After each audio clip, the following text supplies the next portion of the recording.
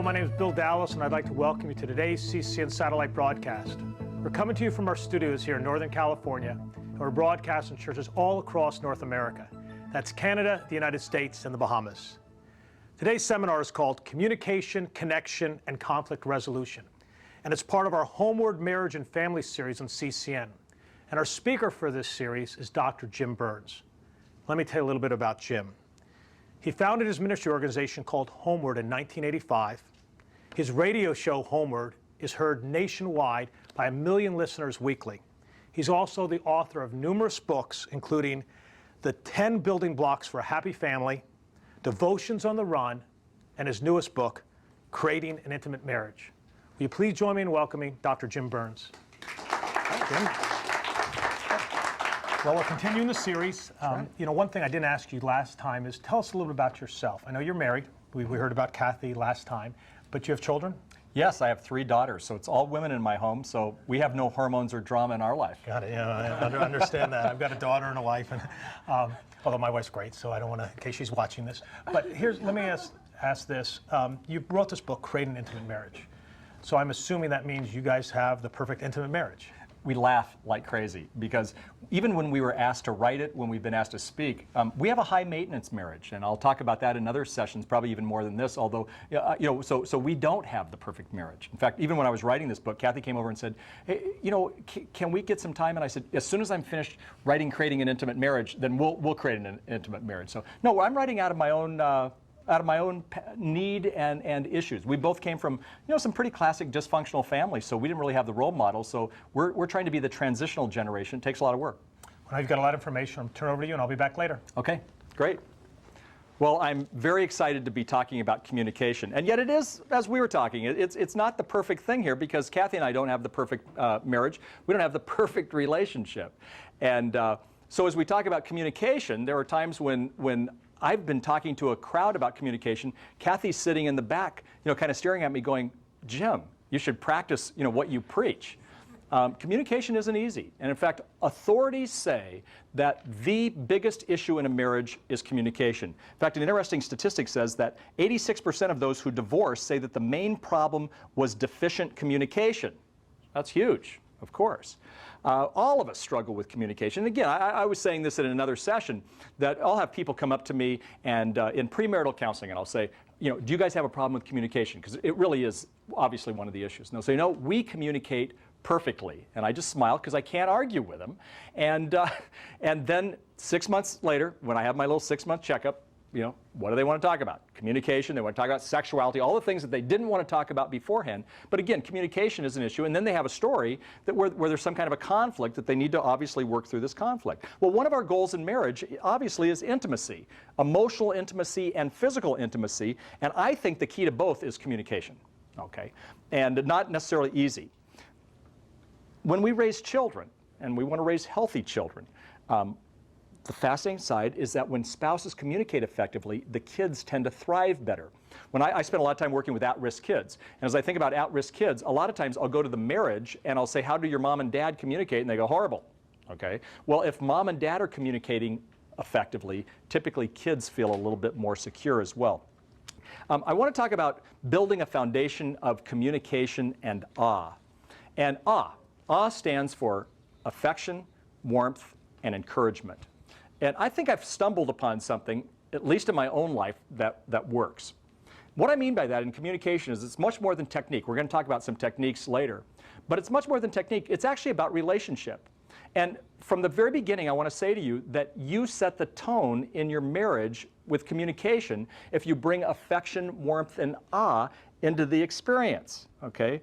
Now, let me say from the beginning that there is no place this side of heaven where there is a perfect marriage. There is no place this side of heaven where there will not be struggles with communication. When a sinner marries another sinner, and then if they have sinnerlings, we're going to have communication problems. Okay? So that's the way it is. And far too many people are living quiet lives of desperation. I think it was Henry David Thoreau who said we live our lives in quiet desperation. Well, I think there's a lot of marriages in quiet desperation because we tried communicating, it was working for a while, and then we got into some bad habits, and it began to work away at the marriage. And some people are just living together, but not communicating that in the best way that they could.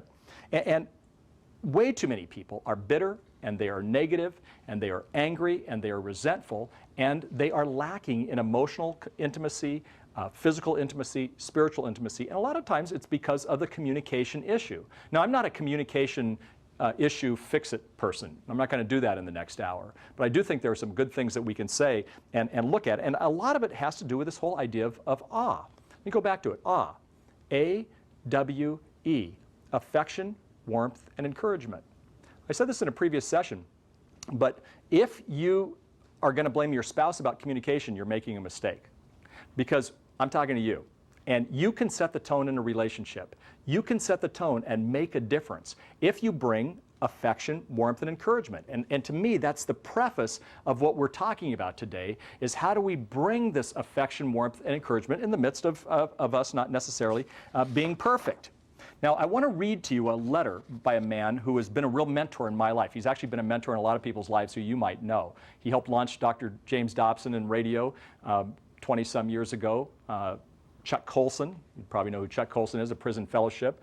Billy Graham has used him for radio for years and years. His name is John Campbell, and he is a true mentor in my life. What happened was a number of years ago, people kept saying, Jim, you should do some radio ministry, and I kind of laughed at that because I thought that's not really where I was going. But I said, well, who would you talk to? And they said, well, John Campbell. Everybody went to John Campbell, same guy. So John Campbell and I had a meeting, and that meeting became a part of my life in a big way now because he became a mentor to my life. And today, the Homeward broadcast is on loads of stations around this wonderful country.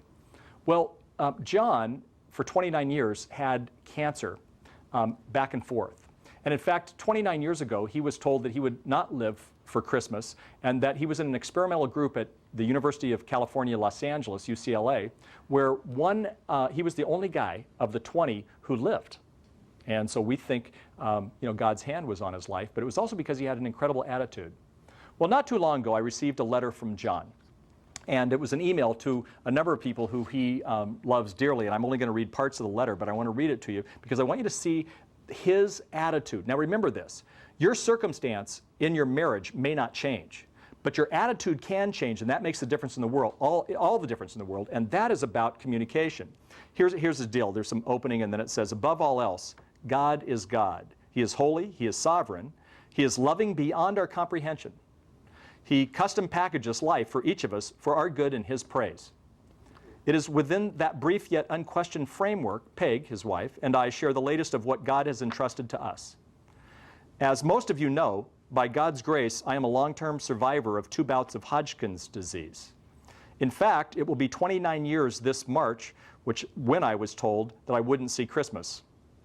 Well, as the cancer had moved into my spine and bone, it wasn't looking good. For the past half dozen years or so, I've been impacted by the long-term effects of the radiation and the chemotherapy, which is very common. As a result of some of my more recent physical challenges, and boy did he have some, I had an endoscope procedure last week. I've been experiencing some difficulty swallowing and keeping food down. Well, the pathology came back yesterday. By God's sovereign hand, He has asked Peg and I to embrace cancer for the 3rd time. I was diagnosed with esophageal cancer. Obviously, we're taken a bit aback. That means that he was willing to deal with the issue. He was taken back. It wasn't some kind of fake thing. Yet at the same time, we know every facet of our lives is to be given back to Him with our trust and His praise. So today, we ask for you to join with us in petitioning our Heavenly Father for His Holy Spirit to indwell us richly. It's truly our heart's desire to rest in Him and to praise Him. Now, what's amazing is that John Campbell recently died. And yet his attitude was amazing. And I'm convinced that his attitude and Peg's attitude, and they had a phenomenal marriage through. It's not a perfect marriage because I spent a lot of time with him. I knew his stories. But he was willing to bring affection, warmth, and encouragement into a really tough situation. His circumstance didn't change, but his attitude did change, and that made the difference in the world. At the funeral, I spoke at the funeral, and Dr. Dobson spoke at the funeral, and we talked about this phenomenal man. Now probably none of you know this incredible man. But yet, he had a phenomenal attitude that caused him to bring joy to his marriage with Peg, and it really was a phenomenal marriage. So how do you bring this into your relationship with your spouse? And again, we're talking about conflict, we're talking about communication, but before we talk about the specifics, I want to talk about the overall side to this. Well, first of all, I think we have to examine our own life.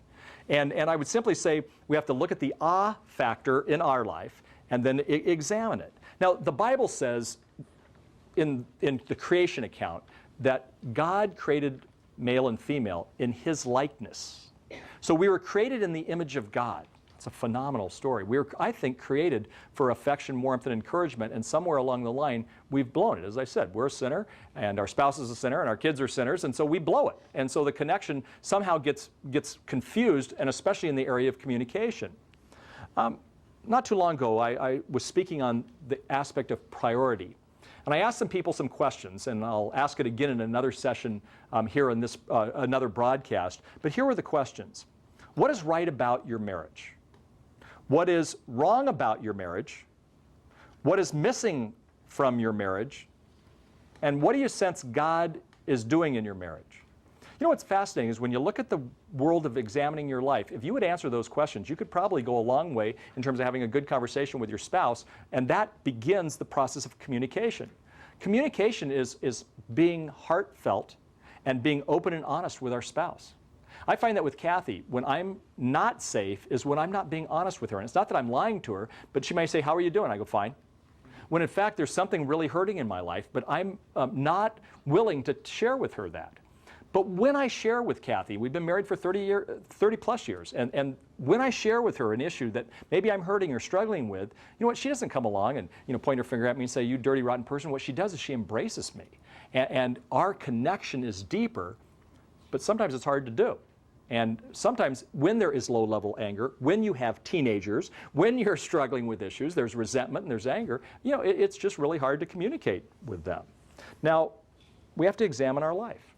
A lot of us, when we think about it, we examine the outside of our life more. I go to a gym, not as often as you can tell as I would like, but at the gym it's crowded, always crowded. I can get on the elliptical machines only if I wait in line because everybody's working on the outside of their body. People work on finances. People work on the other issues in their life, the outside issues, but many of them don't work on their communication skills in their marriage. Well, when you start looking at what's most important is the communication skills with our spouses oftentimes, and if we have good communication skills with our spouses, we're going to have good communication skills with our kids. Many times, if we don't have good communication going on with a spouse, we also don't have good communication going on with our kids.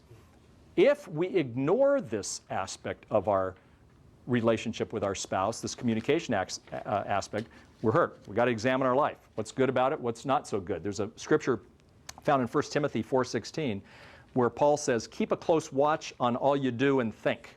Stay true to what is right, and God will bless you and use you to help others." My paraphrase is, examine your life and examine your actions, and God will bless you. So there's times when we just simply need to examine. So before we get into any of the details of communication, we just have to examine our life. The unexamined life lets the pace of life take over. And all of a sudden, we're looking at our marriage, and it's been given over to circumstance and chance. I mean, we wouldn't allow other aspects of our life to be given over to circumstance and chance, but what we give over to circumstance and chance a lot of times is our marriage. So again, we've got to be proactive. The Ecclesiastes 3:6 says, "There is a time to search, a time to give up, a time to keep, and a time to throw away." And I would say that in marriage issues, not to throw away your spouse, but there are times to throw away some of the bad habits so that we can have a more effective marriage. You know what, if you don't have a good marriage right now, or if you're not really communicating with your spouse, I want to say loud and clear, you can do it. And it's just you. If you make the difference, then you're going to influence your spouse, and your spouse will finally come along. I don't know your story, and I don't know if your story is in some ways as easy as mine. I've got a wonderful wife, Kathy. I've got great kids. I am a very blessed person. And I don't know your story, but I do know this, that you can be the transitional generation. Let me tell you a quick story. My daughter Christy now is just about ready she's graduated from college, she's been in a master's program, she's just starting a career in writing. And when she was 17, she was kind of a spitfire. She still is a little bit, but she is truly one of the closest people in my life. I love this girl. She is she's an on-fire Christian, she communicates well, she's a pretty incredible person. At 17, Kathy and I were seeing her as a senior, wondering if we could call Point Loma Nazarene University and have her check in early because she was a character at that point. One day, her and her mom were on this big fight. And Christy is a very articulate young woman, so she was being very, very articulate in the communication side. And Kathy, in some ways, was kind of losing the battle. And I was listening as the dad, but you feel terrible. You never know what to do. When do you jump in? When do you not jump in? Do you jump in too soon? So finally, as they started going at it, and I felt like Kathy was losing, and in our particular situation, both of us came from some pretty classic dysfunctional family situations. So, Christy came from a better home in some ways. So she's able to articulate better than Kathy was at this point. So I said to Christy, Christy, go to your room. So sent her to her room. She kind of turned on me a little bit. And then I went up there and I said, Christy, and this was hard because there was a few things, I think you can relate to this. There are a few things that actually, I thought Christy was more right than Kathy was in discussion that had nothing to do with me. But I looked in Christy's eyes and I said, Christy, I said, you know that Mom came from a family where it wasn't easy, and it's not a Christian home. And I said, and that's kind of the same with Dad. And I said, Christy, Mom and Dad, we are the transitional generation. And I said, I have never met a woman who grows or who has grown more in her faith than your mom. And you know she's a hero to me, and yet she's not perfect. But I said, Christy, your mom started here, and she's here, so that you could start here and move on. I said, your mom is the transitional generation, you're not. And I said, you need to ease off a little bit on her because she is, gosh, I get teary-eyed thinking about this. I said, because you have the blessing to start in a totally different place than your mom did, and you can move on. The Bible says that you inherit the sins of a previous generation. And Christy, you know what? Your mom has inherited some of those, even in her communication skills. And what I'm saying is you can move on. But you can't move on the way you just treated your mom, see? And well, what I want to say to you as adults is that some of you may be the transitional generation, and that even within the communication skills, perhaps you inherited some communication skills that aren't very pretty, aren't easy, but that with God's help, you can move this thing on. Now, some of us need to read through the serenity prayer often. God grant me the serenity to accept the things I cannot change, the courage to change the things I can, and the wisdom to know the difference. Well, how are you doing on that? The answer for me is to practice baby steps. You know where I get this first phrase, baby steps? It's from a movie. Now, this pretty much puts me in the non-intellectual world because it's one of the favorite movies of the Burns family, What About Bob? Kind of just this silly movie, but what the psychiatrist in the movie says for Bob, who was kind of a character, is just take baby steps. Well, you know what? I don't even know that he knew this, but that's scriptural. Live one day at a time. Take baby steps. Big wins are a collection of small steps. Henry Ford says, nothing is particularly hard if you divide it into small jobs. John Grisham, who's one of my favorite novelists, John Grisham, it took him 3 years to write his first novel. You know what he did? He was an attorney. He wrote 1 page a day for 3 years. Well, you can write a novel, even if you've never written a novel before, if you seriously do it 1 day at a time. So what we're called to do when it comes to communication is to live 1 day at a time. It's called to take baby steps. You're going to take 3 baby steps forward, and then you're going to take a baby step back, probably. But there are issues that can help, and there's people who can help, and there's also resources that can help. This program, hopefully, will help you.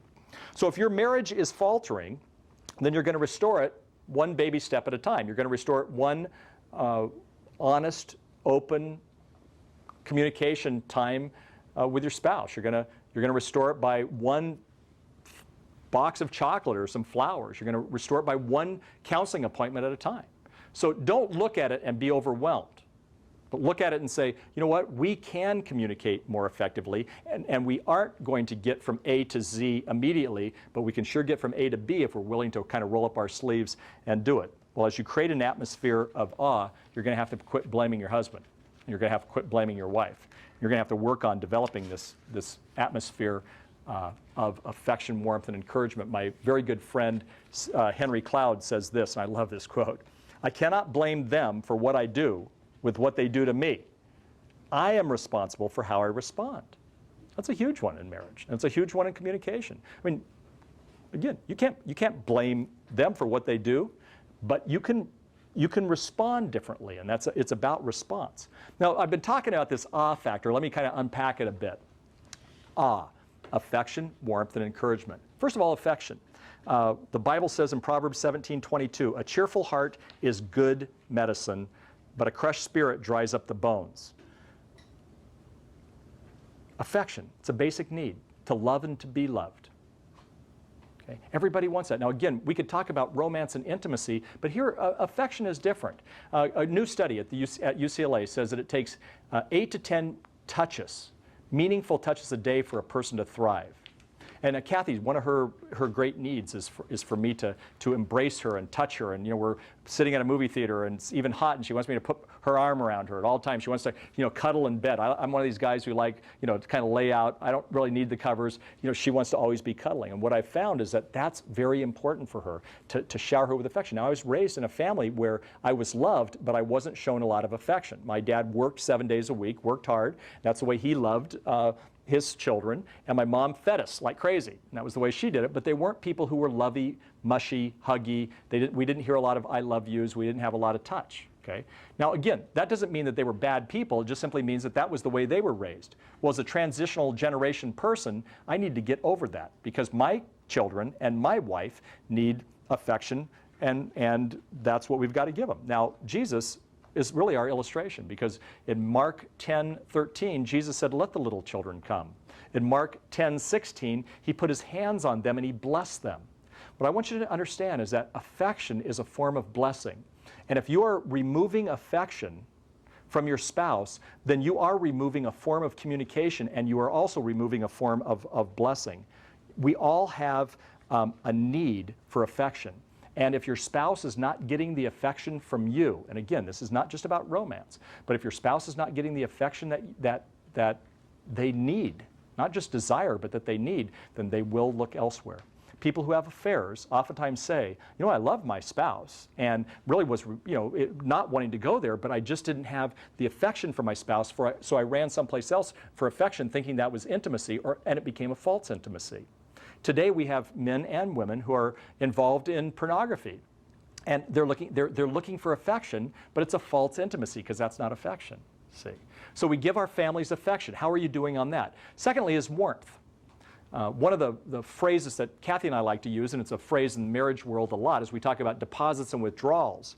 And basically, when we talk about this, is our emotional bank accounts need to be full. Well, they are full when there is warmth in the home. Not easy to do, because if you are in a marriage, then there's going to be conflict. And in conflict, that means there's not going to always be warmth. But we can set the tone, as I've said before, and we can set the atmosphere for our marriage, and we've got to set it with some warmth.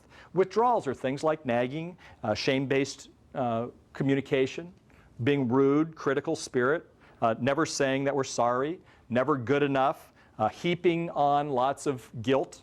Those are all withdrawals. Now, you know what? We're going to have moments like that.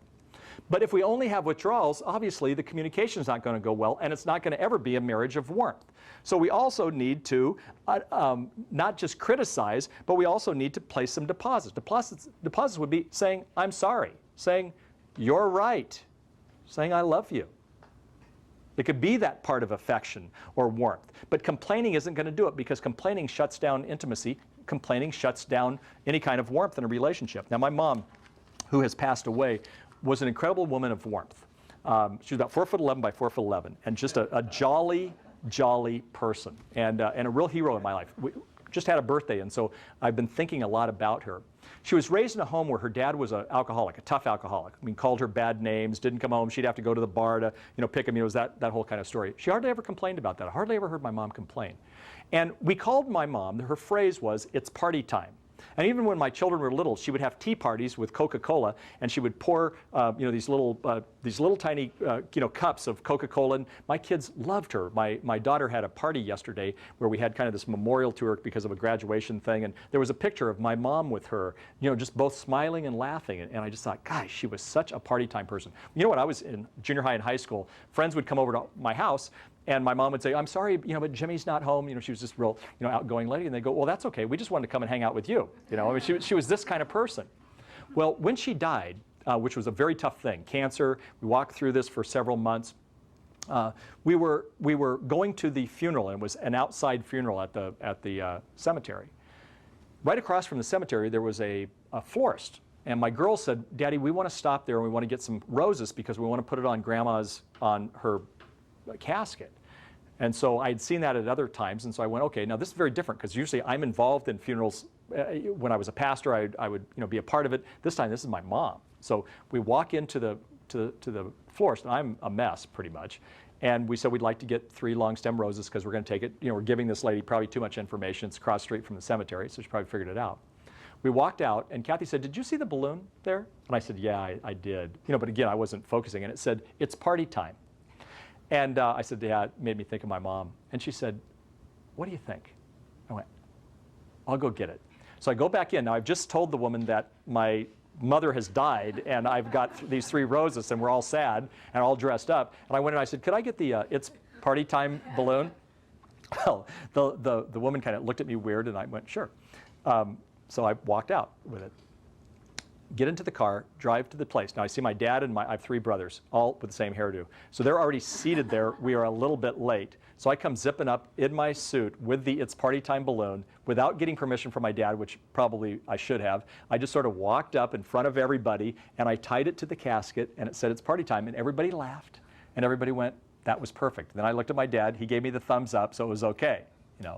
But what was amazing about that, again, was that her circumstances didn't necessarily change, but her attitude could change, and she brought warmth to every place. Did she have problems? Sure.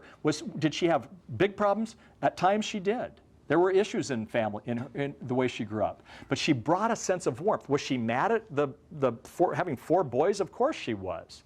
Were there problems when she probably didn't like me? Yes. She didn't fake it, but she brought warmth into the relationship. So affection, warmth, and then encouragement. Encouragement is a big deal. Abraham Maslow says that it takes 8 to 10, no, that's not right. Abraham Maslow says that it takes, for every 1 critical comment, it takes 10 affirming comments.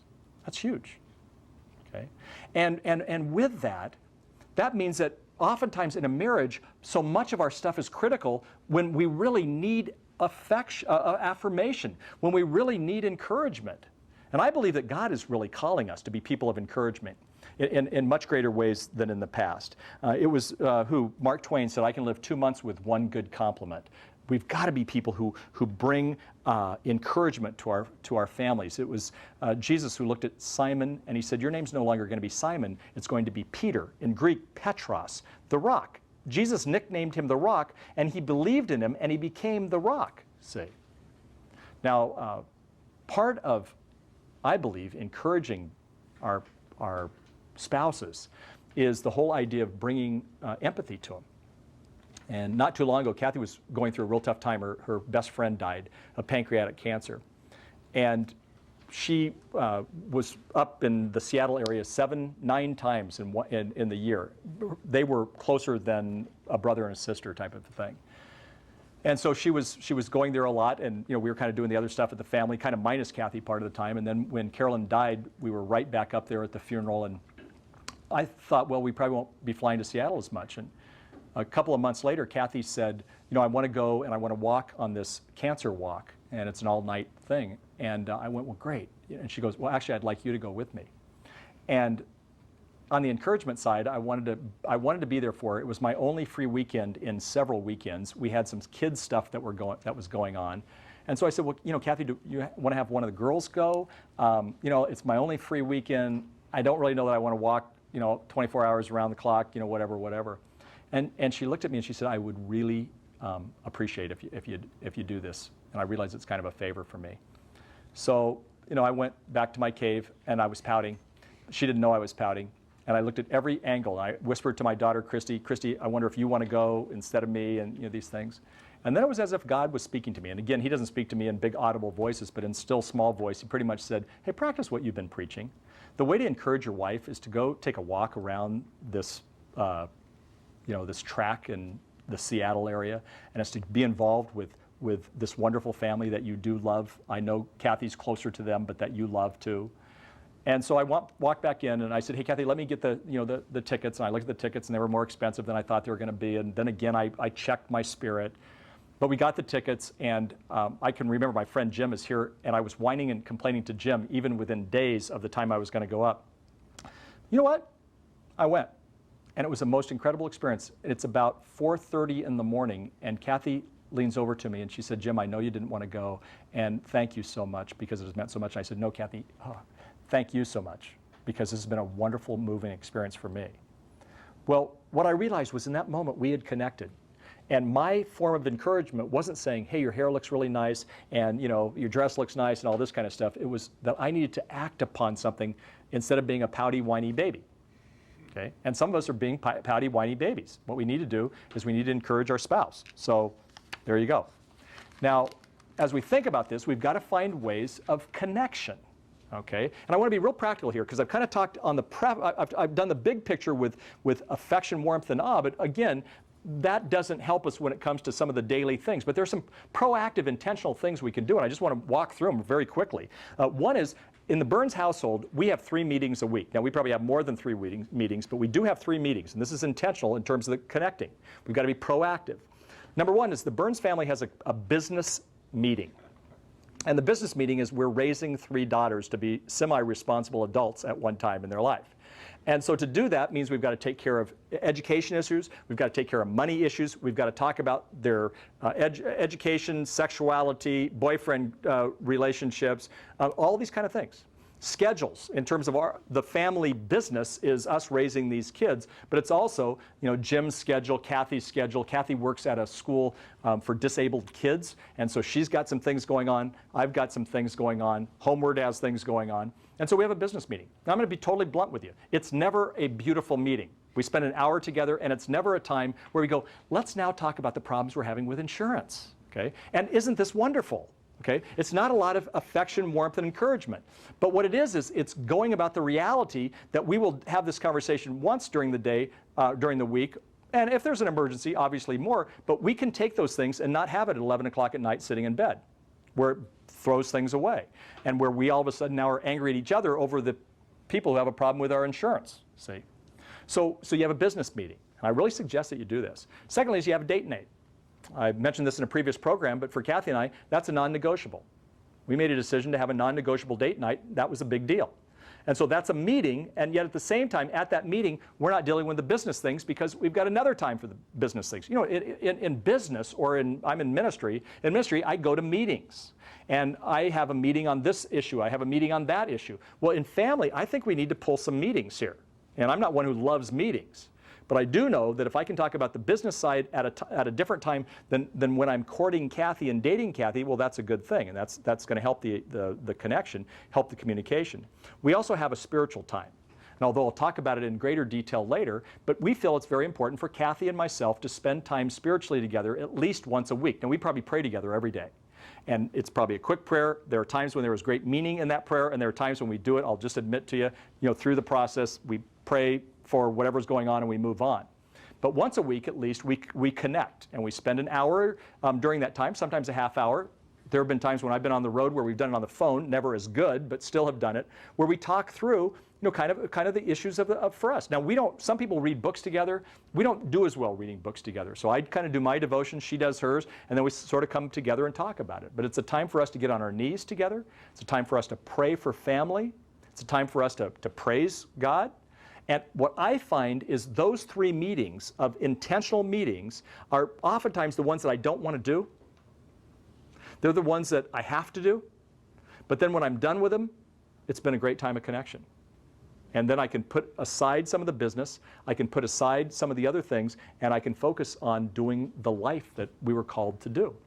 It's a privilege to have meetings like that, and I'm just suggesting that a lot of people begin doing that. Kathy and I have been talking about marriage for years at different conferences, and I find that when we talk about that issue, people start writing it down saying, okay, we'll try it. They come back and see me 6 months later or a year later, we're at something, and they say, that was what made the difference, is when we began to schedule some meetings in terms of connection. I have friends who do other things. For example, my friend Terry, he has Sharon days. Terry's really busy. Terry has a very successful business in his life, but he says to his wife on a regular basis, it's Sharon Day. Sharon Day oftentimes for him is on a Saturday. It's their day off. And a Sharon Day means that they could have lunch together, they could go on a walk, they could do weeding, whatever it is, but Sharon takes the agenda for the day. Sometimes Sharon goes, you know what, let's just do whatever, or I know you have some other things. But for him to offer her the Sharon time is great. So he says he finds that those become very intimate times and good connection times because for once it's not about him, not that it's always about him, but he says for sure it's not about him, it's about Sharon on that day. I have another friend who has Oasis Saturdays. They do it about once a month. And Oasis Saturday is simply a time when in their life they get out of bed, they stay in their, what they call their jammies. I have no idea what they're wearing with their jammies, but they're staying in their jammies until about 1 or 2 o'clock. And they read together, and they just sort of hang out. And he doesn't shave, she doesn't take a shower yet. They just simply hang out. What he says is that those become very good times of communication. It's a time when they do kind of all the stuff that I talked about in our meetings, and they feel refreshed, ready to take a shower, ready to move on with the day, ready to enjoy each other. Now, what they also say is that sometimes for them on their Oasis Saturdays, that becomes a very intimate moment for them too. Another form of communication, obviously, is sexual, and that becomes a very good time. With their family, their kids are out of the house, they can do that. Some of you might have a little problem with that particular story with Little League and with soccer and dance and all the rest. Another couple I know, and Kathy and I do the same thing, we are gone 4 times a year just for us. Sometimes that's only 1 night away. And at a season in our life when finances were more of a problem, that was going to the Motel 6 or whatever, but a time where we go away, where we focus on our relationship, where we focus on our marriage, where we enjoy each other's company, but we also talk. And usually we have an agenda. So Kathy will have an agenda, I'll have an agenda, and we'll want to talk about some issues. We want to, at our anniversary time. That's one of the times we go away. We go away and we talk about, how's our marriage working? Is it working? What conversation things have I been lacking in? What's our communication like? What's our sexuality like? And that's good communication where you begin to evaluate your relationship. Another couple, and Kathy and I again do the same thing, is they have coffee time. I'd say Kathy and I probably go have coffee a couple times a week. We are helping Starbucks become richer and richer, and we just sit there and we talk. And those are special times. There are times when, in fact, just this last week, Kathy had surprised me for myself and took the 3 girls and myself to see Les Miserables, Les Mis. And we had a great time with our family and whatnot. We ate, we came home, but Kathy had some things she wanted to talk about. She said, hey, how about coffee time? So I went, really? I mean, we had just been up to Hollywood. We had just gone out to this nice dinner. The last thing I wanted was kind of coffee. But what that said was, I have something I want to talk to you about. And so we went away. And you know what? It was a good time of communication. For us, the word coffee time means we're not just going to drink coffee. We're going to communicate. And oftentimes when it's intentional, she can call a coffee time or I can call a coffee time. And, there you go. If coffee makes your hair fall out, then I'm in trouble probably.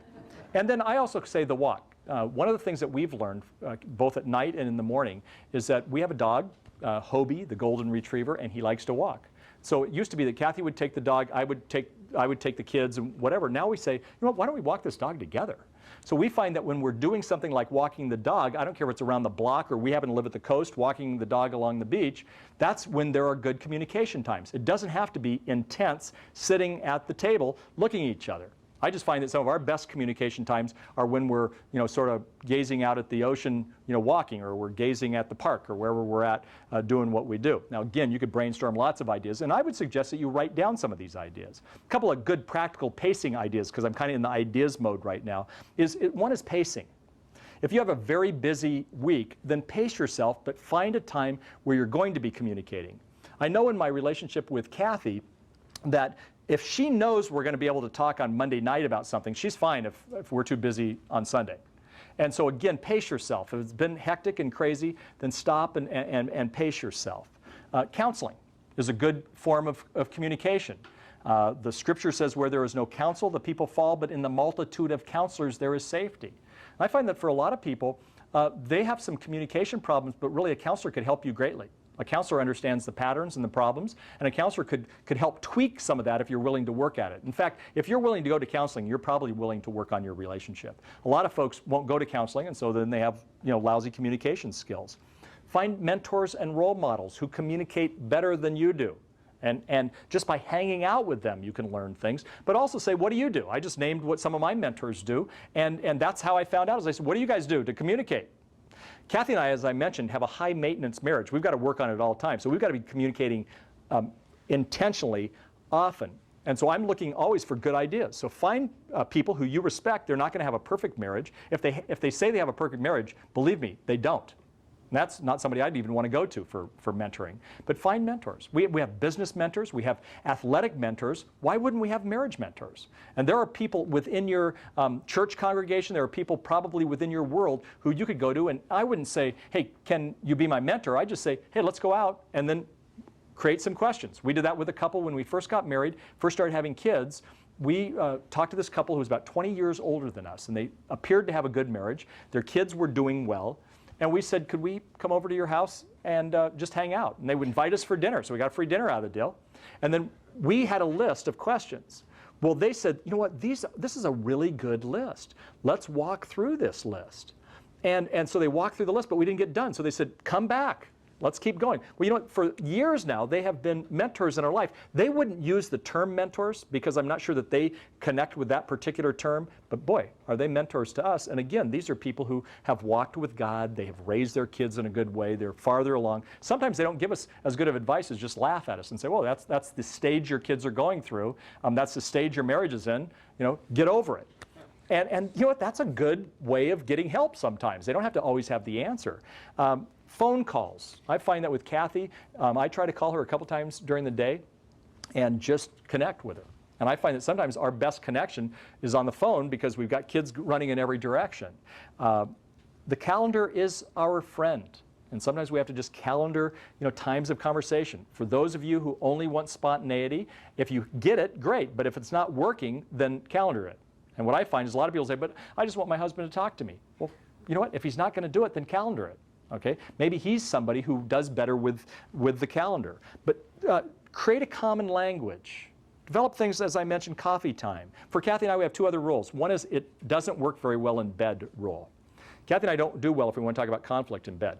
Okay? So, in fact, it's better for us to be out of bed. Bed is for sleeping and for another session that I talked about another time in terms of sexual intimacy. It's not for arguing.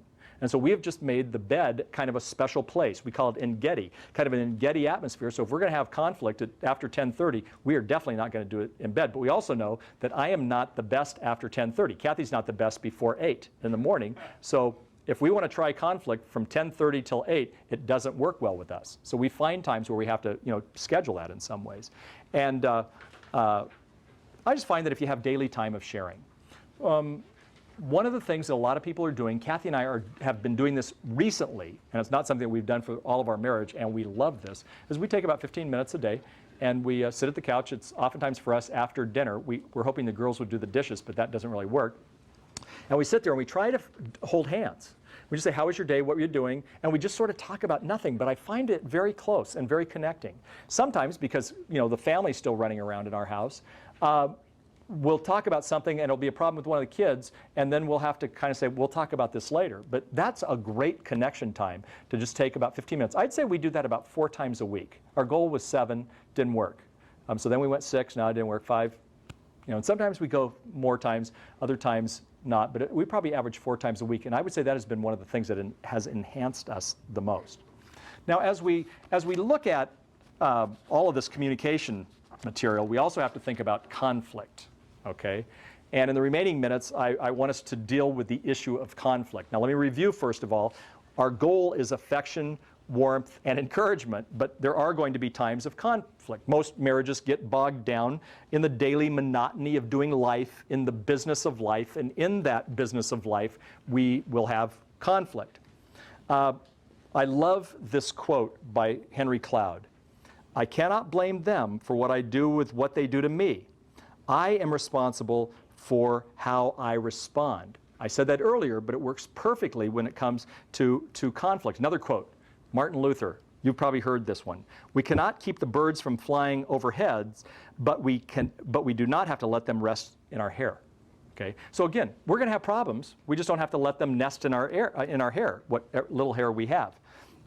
Now, as we look at the whole idea of conflict, I want to make sure that we see what some of the barriers are for conflict. And one of the number one problems is defensiveness. Okay? What happens is we begin to have conflict, and then one or both have a defensive attitude. And when we have a defensive attitude, we basically shut down and destroy any kind of conversation and intimacy. It's a barrier. We are stopped in our tracks. Now, what are some of the causes of defensiveness? One would be low self-esteem. I get defensive because I don't feel good about myself. I'm created in God's image, but I don't feel good about myself, and so I get defensive if Kathy begins to threaten me with actually truth-telling. And so again, one of the aspects could be low self-esteem. Another one is unresolved conflict. A lot of marriages go months and months and years with unresolved conflict.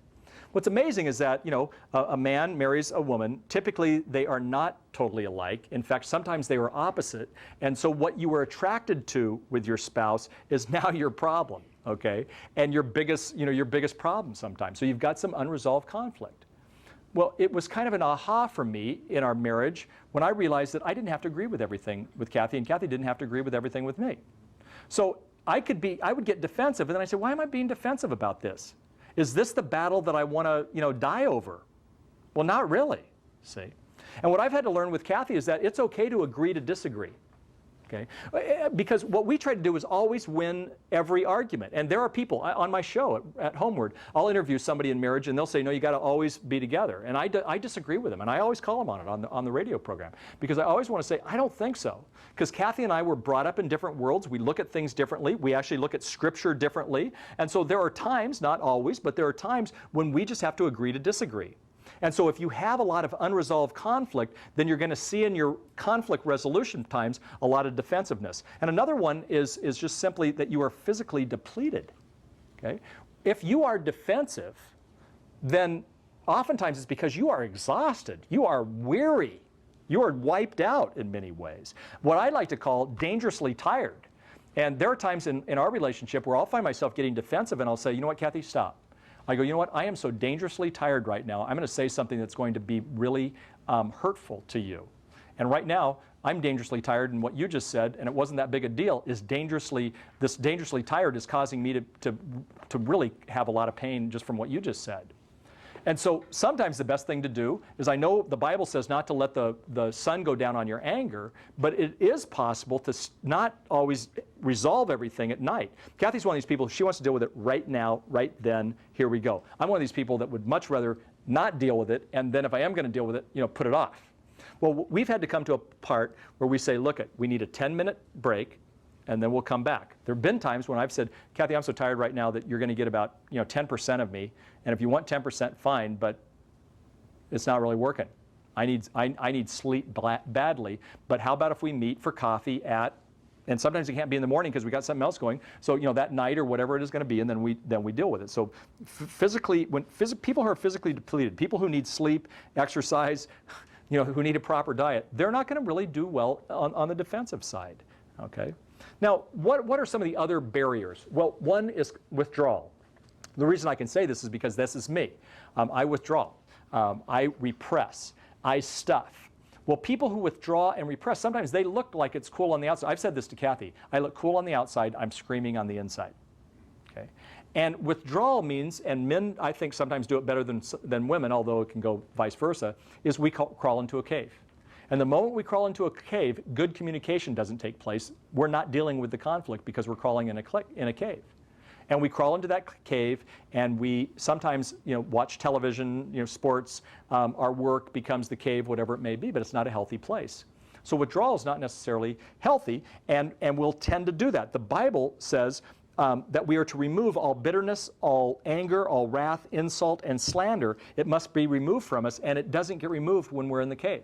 It gets removed when we have the kind of conversation. Here's the phrase, before freedom comes pain. So I'm speaking to myself just like anybody else, but sometimes we have to face the pain before we get the freedom of the relationship.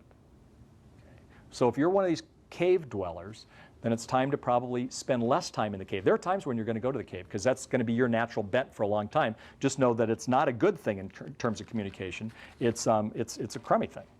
Now, Dr. John Gottman is kind of a hero of mine. He's a marriage expert. And fascinating enough, when I was writing my book, Creating an Intimate Marriage, I read all these different books, and everybody seemed to quote this gentleman who's up at the University of Washington in the Pacific Northwest. One of the things that and he's an expert on conflict, one of the things that he says that just fascinates me is he says that within about 15 minutes, he can tell if somebody is having a good relationship and if they're good communicators, and actually if they're on their way to divorce or not, just by the way they deal with conflict. And he deals with certain issues here. One is what he calls harsh startups.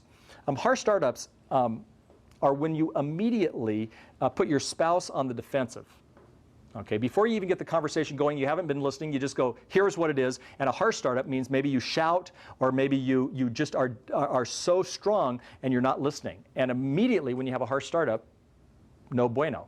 Okay, it just simply doesn't work. He also says what he calls the 4 horsemen: criticism, contempt, defensiveness, as we've talked about, and stonewalling absolutely block communication. Criticism. Complaints are necessary at times in a relationship, but criticism deals with your spouse's character. And when you criticize and it deals with your spouse's character, then it's basically going to shut down conversation and shut down intimacy. If you're a person who constantly criticizes your spouse, then your spouse is shutting down. Your spouse will crawl in their cave, even if they're not a cave dweller. They'll fight for a while, and then they'll just shut down. Contempt is another one that he talks about, and contempt is kind of the long simmering negative thoughts about your spouse, the long simmering negative thoughts about your spouse that turn to disrespect.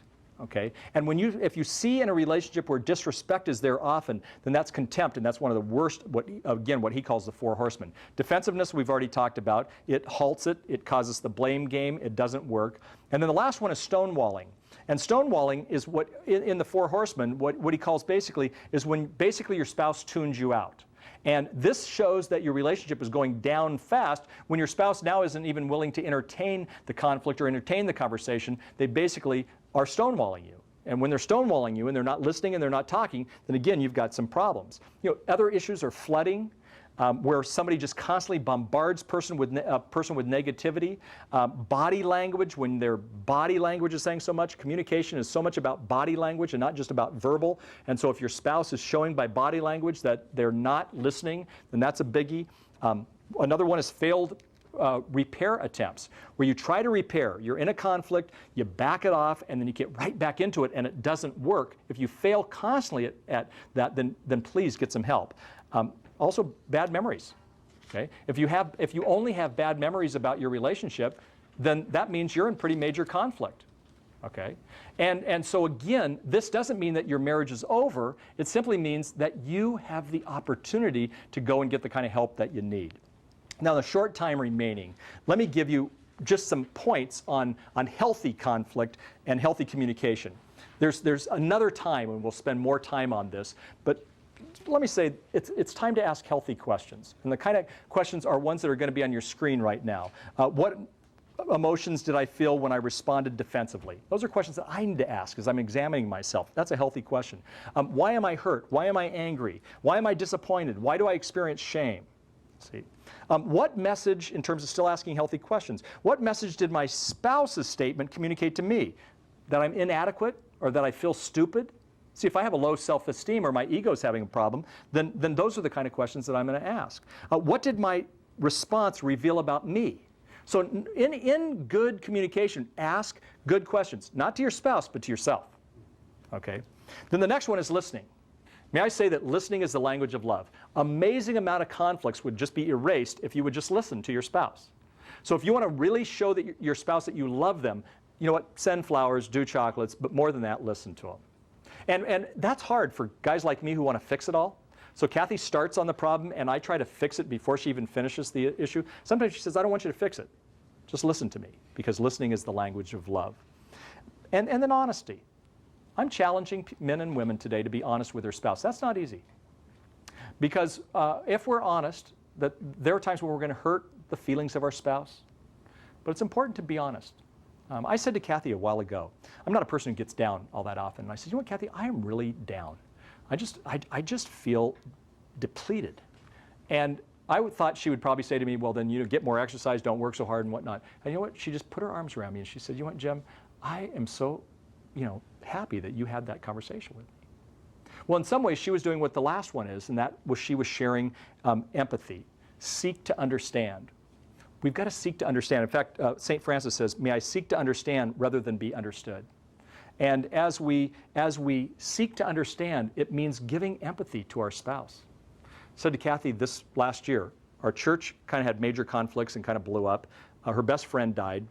Her mom today is in the hospital, quite ill. We have 2 daughters who are moving out of the house, so we're starting the empty nest syndrome. And on our walk one day, I just said, Kathy, and I responded to all those. And I said, you know what, this has been a really tough year, hasn't it? And she said, you know what, it has, but I'm just thankful that we have each other. And she had a real positive light on it. That conversation, and I don't always do it right, but that was the time to just simply say, I understand what you're going through. It wasn't the time to fix it. It wasn't the time to change it. It was time just to say, you know what, I understand. And that's good communication. I don't always do it right, and you don't either. But you know what, that's a lot in this short time period to go through, but very, very important stuff. You know what, work on your communication. And if it comes naturally to you, great, you're in the minority. If it doesn't, then you're going to have to work at this and be intentional about it. Jim, thank you so much. My pleasure. Again, this is based on his book, Create an Intimate Marriage. It's a brand new book. You can find it by going to Jim's website, which is homeward.com. Also, Jim, you have a national radio show. If people watch, you want to find out which stations carry it, how do they find out? Well, they can go on our website, and we actually have a 1 minute that plays in 900 stations around the United States, and then we have a 30-minute daily that is in major markets around the U.S. It's at a certain time in different places, and they can always get it podcasting. So you can go on our website anytime, they can listen to it, or they can podcast it if it's at an hour that they can't listen to it. So it's homeward.com. That's where they'll find it. And then you've got questions there also that people have asked and you answer. Is that correct? Hundreds of questions, hundreds of tip sheets. My goal was to help, and I didn't do it, but my goal was to create a website where parents could go and get the kind of help that they want for free. And again, that's homeward.com. Well, I want to thank you, Jim, studio audience. Thanks for being a part of today's broadcast. Everybody watching all across North America, we'll see you for our next CCN broadcast. Good night, everybody.